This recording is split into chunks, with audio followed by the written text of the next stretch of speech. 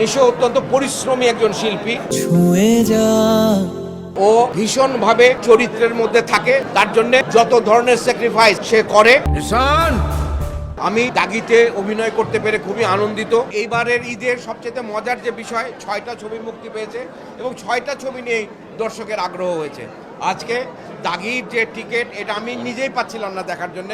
শিহাব শাহিন আমাকে সেই সুযোগ করে দিয়েছে, রনি এবং শাকিল এই ছবিটা দেখবা, তা নাহলে দেখা যেত আমাকে দেখতে হলে আরও 5 দিন 10 দিন পরে দেখতে হতো, কারণ অ্যাডভান্সও টিকিট পাওয়া যায় না।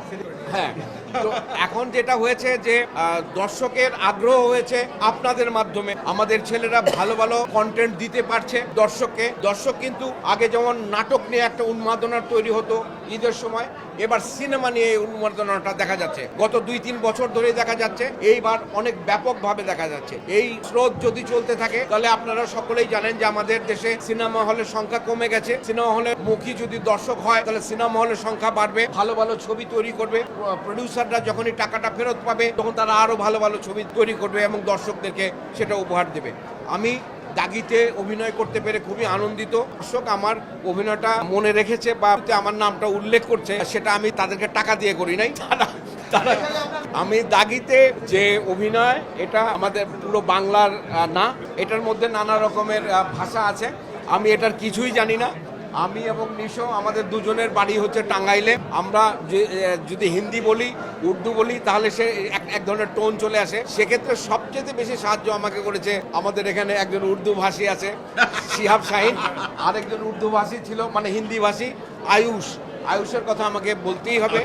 হ্যাঁ, ওরা দুজন মিলে আমাকে জোর করে এরকম কিছু শব্দ বলিয়েছে। আমি জানি না দর্শক বিচার করবে যে আমার এই শব্দগুলো হয়েছে কিনা বা অ্যাকসেন্টগুলো হয়েছে কিনা, সেই বিচারের ভার দর্শকের। আমি আর আপনি একটা স্পার্ক করেছিলাম সুড়ঙ্গতে, আশা করি দাগিতেও সেই স্পার্কটা আমরা দর্শককে দিতে পারবো।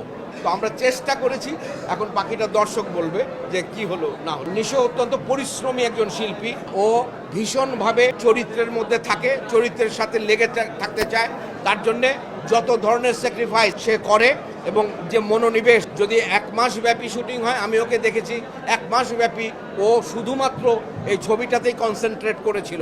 ও বাড়িতেও আসেনি, একদিনের জন্য ও ঢাকায় এসেছিল, আমার কাছে যতটুকু খবর আছে।